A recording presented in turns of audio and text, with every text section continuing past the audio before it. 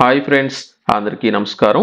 కేంద్ర ప్రభుత్వం ప్రధానమంత్రి ఆవాస్ యోజన పథకంలో భాగంగా గ్రామీణ ప్రాంతాల్లో ఇప్పటికే రిజిస్ట్రేషన్లు అయితే ప్రారంభించడం జరిగింది. ప్రస్తుతం పట్టణ ప్రాంతాల్లో కూడా మీరు ఆన్లైన్లో పాటు ఆఫ్లైన్లో కూడా రిజిస్ట్రేషన్ చేసుకునే అవకాశాన్ని అయితే కల్పించడం జరిగింది. ఎవరైనా సరే ప్రధానమంత్రి ఆవాస్ యోజన పథకానికి సంబంధించిన లబ్ధిదారులు ఇల్లు అనేది కావాలి అనుకున్నట్లయితే సచివాలయంలోని డిజిటల్ అసిస్టెంట్ ద్వారా రిజిస్ట్రేషన్ చేసుకునే అవకాశాన్ని అయితే కల్పించడం జరిగింది. మీరు ఆన్లైన్లో కూడా చేసుకునే అవకాశం అయితే ఉంది. దీనికి సంబంధించి మీరు అర్బన్ ప్రాంతాల్లో కనుక ఉన్నట్లయితే మీరు ఆన్లైన్లో ఏ విధంగా చేసుకోవాలో ఇప్పుడు నేను మీకైతే తెలియజేస్తాను. దీనితో పాటుగా మనకు ఈ యొక్క అర్బన్ ప్రాంతాలకు సంబంధించి చూసుకున్నట్లయితే ప్రధానమంత్రి ఆవాస్ యోజన పథకంలో భాగంగా ₹1,50,000 మాత్రమే మనకు కేంద్ర ప్రభుత్వం అందజేస్తుంది. అలాగే ఆంధ్రప్రదేశ్ ప్రభుత్వం ₹1,00,000 మనకైతే టోటల్గా మనకు ₹2,50,000 మాత్రమే అందజేస్తుంది. ఇందులో మనకు ఉపాధి హామీ పథకం ద్వారా ₹27,000, అలాగే స్వచ్ఛ భారత్ మిషన్ లో భాగంగా మరొక ₹12,000, టోటల్ గా ₹39,000 అనేది మనకు ఎక్స్ట్రాగా అందజేయడం జరుగుతుంది. టోటల్ గా మనకు ఆంధ్రప్రదేశ్ వ్యాప్తంగా లబ్ధిదారులు అందరికీ సంబంధించి ₹2,89,000 అనేది ప్రతి ఇంటికైతే అందజేస్తారు. ఎవరైతే సొంత స్థలం కలిగిన లబ్ధిదారులు ఉన్నారో అటువంటి వారందరికీ సంబంధించి ప్రస్తుతం రిజిస్ట్రేషన్ అయితే జరుగుతున్నాయి. మీరు ఆన్లైన్ లో కనుక ప్రధానమంత్రి ఆవాస్ యోజన పథకానికి సంబంధించి అర్బన్ ప్రాంతాలకు సంబంధించి రిజిస్ట్రేషన్ చేసుకోవాలనుకున్నట్లయితే ఎటువంటి డాక్యుమెంట్స్ అనేది అడగడం జరుగుతుంది. ఏ విధంగా మీరే స్వయంగా రిజిస్ట్రేషన్ చేసుకోవచ్చు ఇప్పుడు నేను మీకైతే చూపిస్తాను. ఎవరు వీడియో అయితే స్కిప్ చేయొద్దు. అలాగే ప్రతి ఒక్కరికి షేర్ చేయండి. షేర్ చేయడం మాత్రం మర్చిపోవద్దు. ఇలాంటి ఫాస్ట్ అప్డేట్స్ మీకు ఎప్పటికప్పుడు కావాలి అనుకున్నట్లయితే పూర్తి సమాచారం కోసం వెంటనే మీరు viral Vasu YouTube channel subscribe చేయండి. అలాగే ఈ యొక్క వీడియోను లైక్ చేయడంతో పాటు ప్రతి ఒక్కరికి షేర్ చేయండి. మీకు ఎవరైతే అర్బన్ ప్రాంతం అంటే పట్టణ ప్రాంతాల్లో ఎవరైతే ఉన్నారో అటువంటి వారందరూ తప్పనిసరిగా మీరైతే షేర్ చేయండి. వారికైతే ఈ యొక్క వీడియో తప్పనిసరిగా ఉపయోగపడుతుంది. వారు కూడా ఇల్లు లేని వారు కనుక అద్దె ఇంట్లో కనుక ఉంటున్నట్లయితే వారు కూడా అప్లై చేసుకునే ఛాన్స్ అనేది మీకైతే ఉంటుంది. అలాగే మీరు తక్కువ ధరకి ఆన్లైన్ లో షాపింగ్ చేయాలి అనుకున్నట్లయితే డిస్క్రిప్షన్ లో ఈ యొక్క లింక్ నేను మీకు ఇచ్చాను. ఇది కనుక మీరు ఫాలో అనేది అయినట్లయితే తక్కువ ధరకి వచ్చిన ప్రతి ఒక్క ప్రోడక్ట్ నేను మీకైతే షేర్ చేస్తాను. తప్పనిసరిగా వివి ఆఫర్స్ అనే టెలిగ్రామ్ ఛానల్ మాత్రం మీరైతే మిస్ చేసుకోవద్దు. ఇప్పుడు ఈ యొక్క ప్రధాన మంత్రి ఆవాస్ యోజన 2.0 అర్బన్ ప్రాంతాలు ఏవైతే ఉన్నాయో వీరికి సంబంధించి ఈ యొక్క రిజిస్ట్రేషన్ అయితే ప్రారంభించారు. కాబట్టి ఇక్కడ చూసుకున్నట్లయితే అప్లై ఫర్ PMAY U 2.0 కి సంబంధించి కొన్ని ఇన్స్ట్రక్షన్స్ అయితే ఇవ్వడం జరిగింది. దీనికి సంబంధించి మనకు కొన్ని ఇన్స్ట్రక్షన్స్ అయితే ఇవ్వడం జరిగింది. ఎంత అమౌంట్ అనేది ఇవ్వడం జరుగుతుంది, ఎంత మేర ఇల్లు అనేది కట్టుకోవాలి అనే దానికి సంబంధించి మీరైతే పట్టించుకోవాల్సిన అవసరం అయితే లేదు. దీనికి సంబంధించి ఇక్కడ చూసుకున్నట్లయితే క్లిక్ టు ప్రొసీడ్ అని ఉంది కదా, ఇక్కడ క్లిక్ చేయండి. క్లిక్ చేసిన వెంటనే డాక్యుమెంట్స్ రిక్వైర్డ్ అంటే ఇది అప్లై అనేది చేసుకోవడానికన్నా ముందుగానే మనకు ఎటువంటి డాక్యుమెంట్స్ అనేది అవసరం అనేది అవుతాయో వీటికి సంబంధించి మనకు డీటెయిల్స్ అయితే ఇవ్వడం జరిగింది. ఎందుకంటే మనం రిజిస్ట్రేషన్ అనేది ప్రారంభించిన తర్వాత డాక్యుమెంట్స్ అనేది మీరు అప్పటికప్పుడు ఉండవు కాబట్టి తప్పనిసరిగా ముందుకు మనకు టోటల్ గా 6 రకాల డాక్యుమెంట్స్ మనకైతే అవసరం అవుతాయి. ఇందులో ఎవరైతే అప్లై అనేది చేసుకుంటున్నారో ఆ వ్యక్తికి సంబంధించిన ఆధార్ కార్డ్ డీటెయిల్స్ అనేది ఖచ్చితంగా ఉండాల్సి ఉంటుంది. తప్పనిసరిగా ఆధార్ కార్డ్ నంబర్ ఉండాల్సి ఉంటుంది. ఆధార్ కార్డ్ లో ఏ పేరు అయితే ఉంటుందో ఆ పేరు అనేది ఖచ్చితంగా ఎటువంటి తప్పులు అనేది ఉండకూడదు. తప్పనిసరిగా వారికి సంబంధించిన డేట్ ఆఫ్ బర్త్ అనేది అయితే ఉండాల్సి ఉంటుంది. ఎందుకంటే రిజిస్ట్రేషన్ అనేది తప్పనిసరిగా 18 సంవత్సరాల పైబడిన వారికి సంబంధించి మాత్రమే చేయాలి. కాబట్టి ఇందులో ముఖ్యంగా డేట్ ఆఫ్ బర్త్ మెయిన్ గా వారైతే తీసుకుంటారు. ఇకపోతే రెండోది Aadhaar details of family members. ఇక్కడ తప్పనిసరిగా ఆధార్ డీటెయిల్స్ అనేది మీకు సంబంధించిన రేషన్ కార్డులోని తల్లిదండ్రులు ఎవరైతే ఉన్నారో వారికి సంబంధించిన రేషన్ కార్డు వివరాలు అయితే తప్పనిసరిగా మీ దగ్గర అయితే ఉండాల్సి ఉంటుంది. అంటే మీ యొక్క ఫ్యామిలీకి సంబంధించిన తల్లి లేదా తండ్రికి సంబంధించిన వివరాలు అనేది ఖచ్చితంగా ఇక్కడైతే మీరైతే ఎంటర్ చేయాల్సి ఉంటుంది. అలాగే active bank account details for the applicant అంటే ఎవరైతే ఈ యొక్క పథకానికి అప్లై చేస్తున్నారో ఖచ్చితంగా మీరు మహిళ పేరు మీద మాత్రమే అప్లై అనేది చేసుకోండి. మహిళలకు మాత్రమే ఈ యొక్క పథకానికి ఈజీగా అప్రూవల్ అనేది అయితే మీకైతే రావడం జరుగుతుంది. ఎవరైతే మహిళ పేరు మీద అప్లై అనేది చేస్తారో ఈ యొక్క మహిళకి సంబంధించిన బ్యాంక్ అకౌంట్ మీరైతే డీటెయిల్స్ ఇవ్వాల్సి ఉంటుంది. ఇక్కడ బ్యాంక్ అకౌంట్ నంబరు అలాగే bank account name, branch, IFSC code అనేది తప్పనిసరిగా ఈ యొక్క బ్యాంక్ అకౌంట్ కు ఆధార్ నంబర్ అనేది ఖచ్చితంగా లింక్ అనేది అయితే అయి ఉండాల్సి ఉంటుంది. ఇకపోతే నాలుగోది ఇన్కమ్ ప్రూఫ్ సర్టిఫికేట్ అంటే ఇన్కమ్ సర్టిఫికేట్ అనేది ఖచ్చితంగా మీ దగ్గర అయితే ఉండాల్సి ఉంటుంది. ఇన్కమ్ సర్టిఫికేట్ అనేది మీరైతే అప్లై అనేది లేకపోయినట్లయితే అప్లై చేసుకోండి. ఇకపోతే క్యాస్ట్ సర్టిఫికేట్ కూడా మీ దగ్గర అయితే ఉండాల్సి ఉంటుంది. ఇన్ కేసు ఎవరైతే SC, ST, OBC వాళ్ళు ఉన్నారో ఖచ్చితంగా క్యాస్ట్ సర్టిఫికేట్ మీరైతే అప్డేట్ అనేది మీరైతే అంటే అప్లోడ్ అనేది మీరైతే చేయాల్సి ఉంటుంది. అలాగే ల్యాండ్ డాక్యుమెంట్స్ అనేది మీ దగ్గర అయితే ఉండాల్సి ఉంటుంది. అది కూడా ఏదైతే BLC వెర్టికల్ అని ఉందో ఈ యొక్క ప్రాపర్టీకి సంబంధించిన డీటెయిల్స్ మీరైతే అప్లోడ్ చేయాల్సి ఉంటుంది. ఇక్కడ మెయిన్ గా మీకు కావాల్సింది క్యాస్ట్ సర్టిఫికేట్ కావాలి. అలాగే ఇన్కమ్ సర్టిఫికేట్ దగ్గర మీరు తప్పనిసరిగా అప్లోడ్ అనేది చేయాల్సి ఉంటుంది. కాబట్టి ఇకపోతే ఇలా కిందికి కనుక వచ్చినట్లయితే ఇక్కడ ప్రొసీడ్ అని ఉంది కదా, ప్రొసీడ్ మీద క్లిక్ చేయండి. వచ్చిన తర్వాత ఎవరైతే మీకు సంబంధించిన హౌస్ హోల్డ్ ఎవరైతే ఉన్నారో వారికి సంబంధించిన యాన్యువల్ ఇన్కమ్ ఎంత అనేది ఉందో ఇక్కడైతే ఎంటర్ చేయండి. ఇక్కడ యాన్యువల్ ఇన్కమ్ అనేది నాకు 60,000 అనేది వస్తున్నట్లు ఇక్కడ నేనైతే ఎంటర్ చేశాను. మీకు ఎంతైతే వస్తుందో అంటే మీకు ఇన్కమ్ సర్టిఫికేట్ లో ఎంతైతే పెడతారో అది ఖచ్చితంగా మీరైతే ఎంటర్ చేయండి. కొంతమంది ఏం చేస్తారంటే ఇన్కమ్ సర్టిఫికేట్ లో మీకు 70,000, 80,000 ఉన్నా ఇక్కడ 40,000, 50,000 కనుక వేసినట్లయితే రిజెక్ట్ అయిన దానికి ఛాన్స్ అయితే ఉంది. ఖచ్చితంగా ఇక్కడ మీకు అమౌంట్ అనేది ఎంటర్ చేసే సమయంలో మీ దగ్గర ఏదైతే ఇన్కమ్ సర్టిఫికేట్ ఉంటుందో ఆ యొక్క ఇన్కమ్ సర్టిఫికేట్ లో ఎంత అమౌంట్ అనేది ఇచ్చుంటారో ఆ అమౌంట్ మాత్రమే ఇక్కడ ఎంటర్ చేయండి. ఇకపోతే సెలెక్ట్ మిషన్ కాంపోనెంట్ అని ఉంది కదా, ఇక్కడ BLC AHP SIS అని ఉంది. దీనికి సంబంధించి ఇప్పుడు నేను మీకైతే చూపిస్తాను.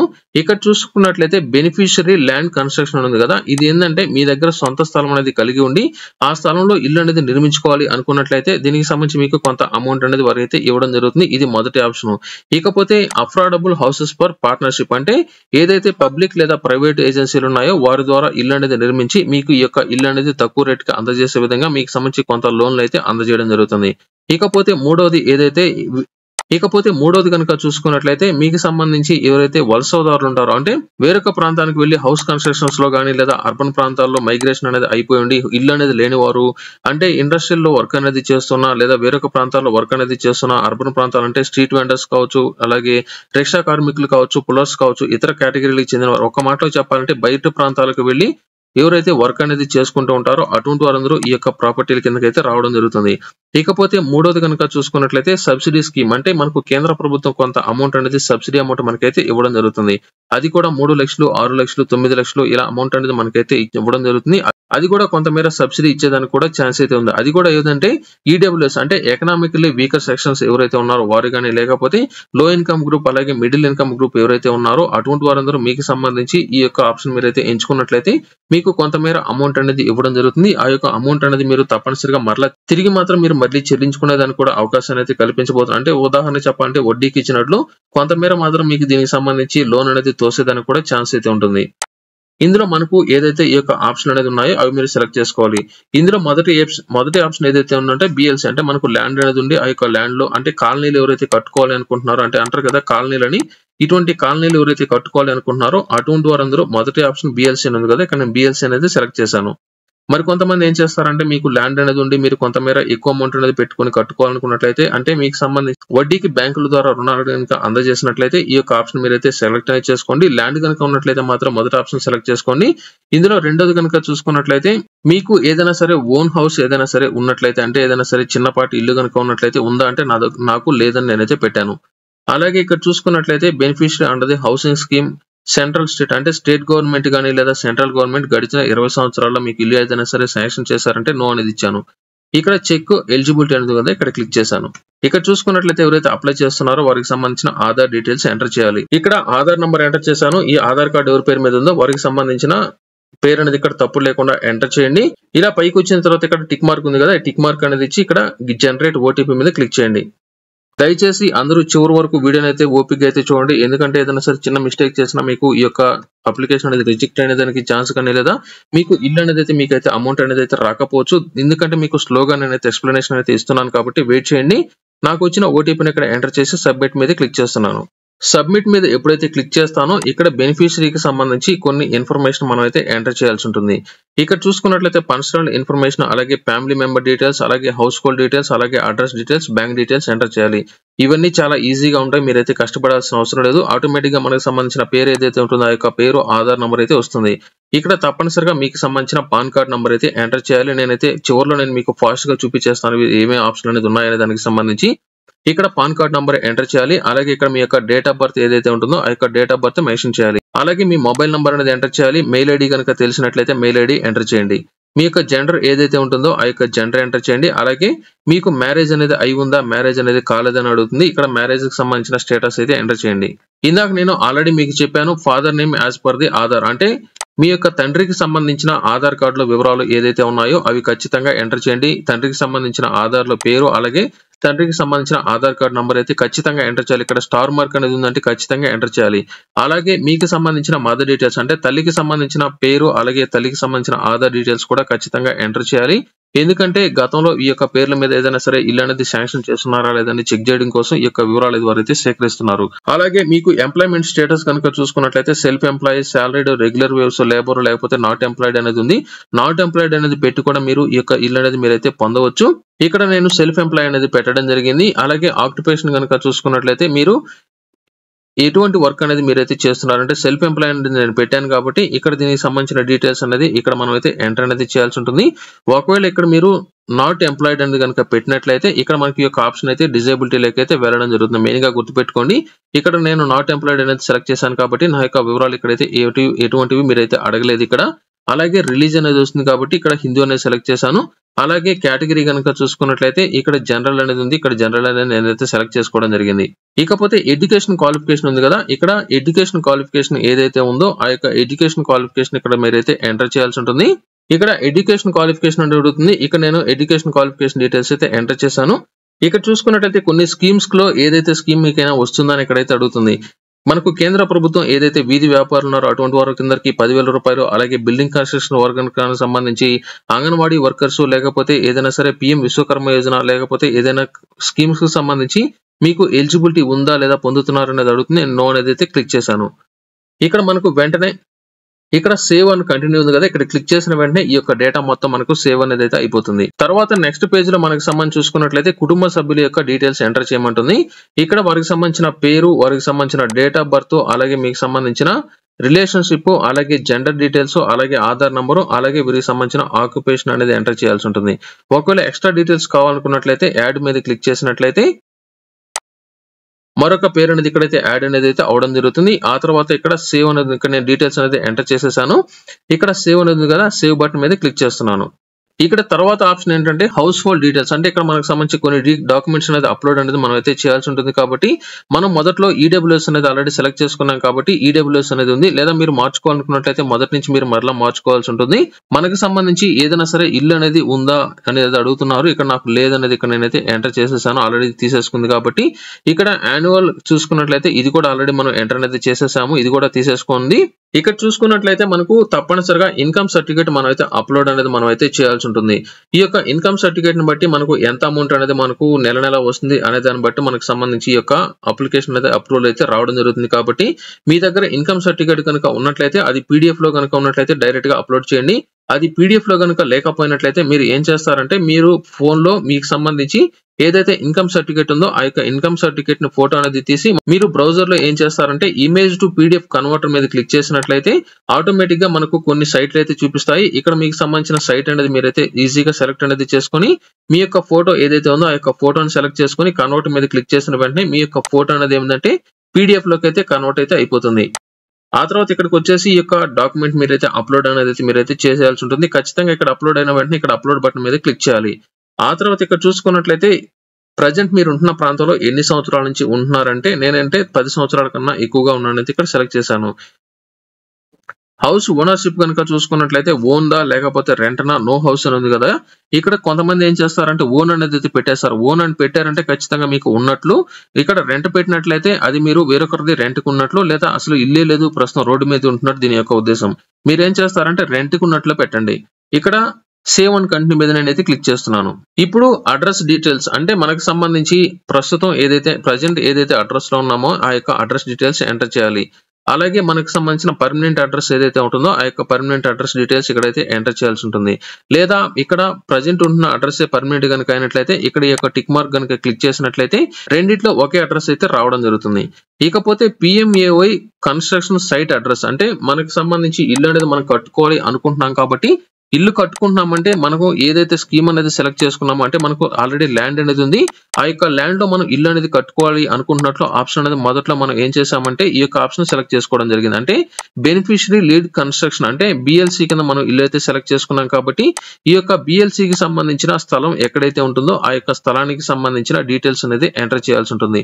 ఉదాహరణకు పైన మనం ఏదైతే అడ్రస్ ఇచ్చామో ఈ యొక్క అడ్రస్ మనకు సంబంధించిన ఇల్లు కనుక ఉన్నట్లయితే as per the permanent address ఉంది కదా ఇక్కడ క్లిక్ చేసేయండి. లేదా as per the permanent address ఉందో ఇక్కడ క్లిక్ చేసేసినట్లయితే ఈ యొక్క రెండు డీటెయిల్స్ మనదైతే తీసేసుకోవడం జరుగుతుంది. అలా కిందికి కనుక వచ్చినట్లయితే ఇక్కడ చూసుకున్నట్లయితే మరొక ఆప్షన్ మమ్మల్ని అయితే అడుగుతుంది. ఇందులో మనకి సంబంధించి ఇక్కడ ఆటోమేటిక్ గా నో అనేది అయితే తీసుకోవడం జరుగుతుంది. ఇక్కడ మెయిన్ గా మనకు అప్లోడ్ ల్యాండ్ డాక్యుమెంట్స్ అంటే మనకు సంబంధించిన ల్యాండ్ లో మనం ఏదైతే ఇల్లు అనేది కట్టుకోవాలి అనుకుంటున్నామో ఆ యొక్క ల్యాండ్ కి సంబంధించిన డాక్యుమెంట్స్ అనేది ఉన్నట్లయితే ఆ యొక్క ఇంటికి సంబంధించిన డాక్యుమెంట్స్ అనేది సేమ్ ఇందాక మనం PDF లో ఏదైతే అప్లోడ్ అనేది చేసామో అలాగే ఫోటోలు అనేది తీసి అప్లోడ్ చేయండి. లేదా మీ దగ్గర ఆల్రెడీ PDF కనుక ఉన్నట్లయితే అది కూడా మీరైతే అప్లోడ్ అనేది మీరైతే చేయొచ్చు.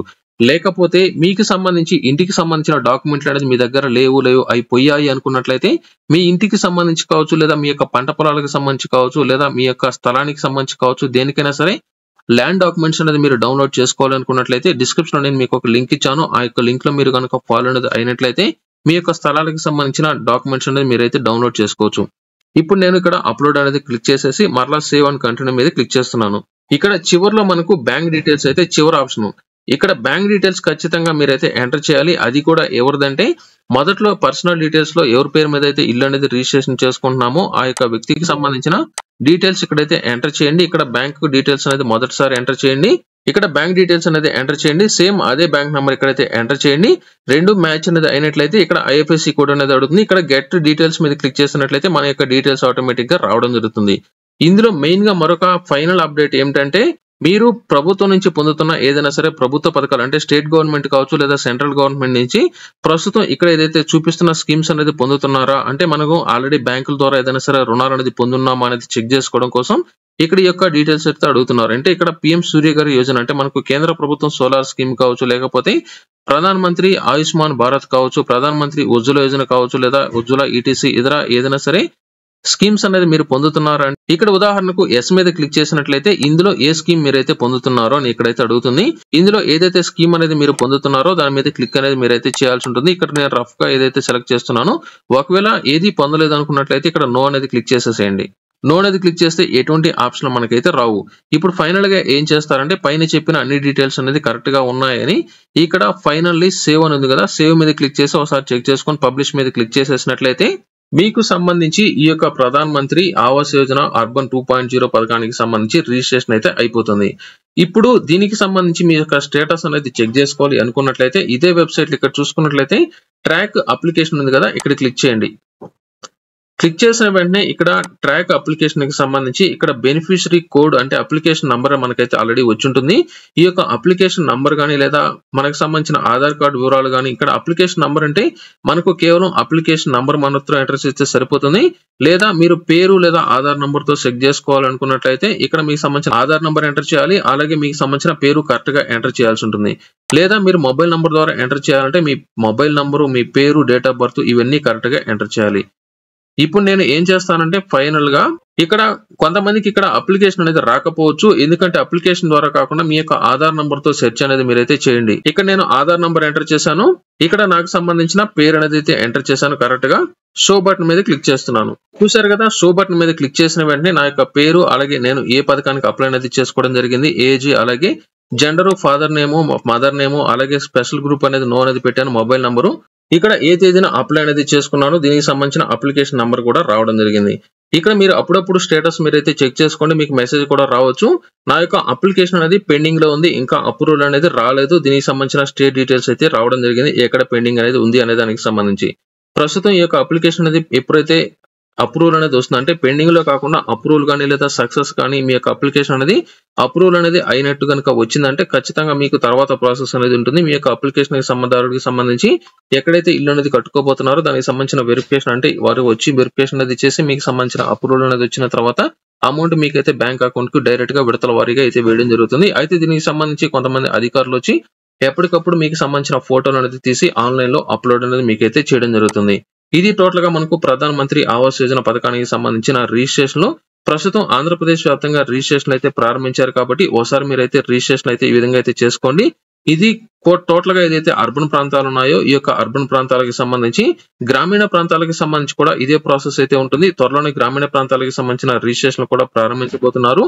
అయితే ఈ యొక్క గ్రామీణ ప్రాంతాలకు సంబంధించి మీరు డైరెక్ట్ గా మండల కార్యాలయంలో గనుక అప్లికేషన్ గనుక తీసుకుని వెళ్ళినట్లయితే రిజిస్ట్రేషన్ చేసేదానికి కూడా ఛాన్స్ అయితే ఉంది. ప్రస్తుతానికి త్వరలోనే దీనికి సంబంధించిన రిజిస్ట్రేషన్ అయితే ప్రారంభించబోతున్నారు కాబట్టి అంటే గ్రామీణ ప్రాంతాలకు సంబంధించి ఇది టోటల్ గా ఈ యొక్క వీడియోలో ఈ వీడియోకి సంబంధించి ఏదైనా సరే సందేహాలు కనుక ఉన్నట్లయితే ఒకసారి కామెంట్ చేయండి. నేను రిప్లై అనేది ఖచ్చితంగా మరొక వీడియోలో నేను మీకు పూర్తి అప్డేట్ అయితే ఇస్తాను.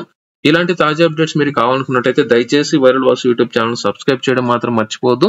అందరూ చూస్తున్నారు కానీ ఎవరైతే లైక్ చేయట్లేదు తప్పనిసరిగా లైక్ చేయండి. తెలిసిన వారందరికీ ఈ యొక్క వీడియోని మాత్రం 100% షేర్ చేయండి.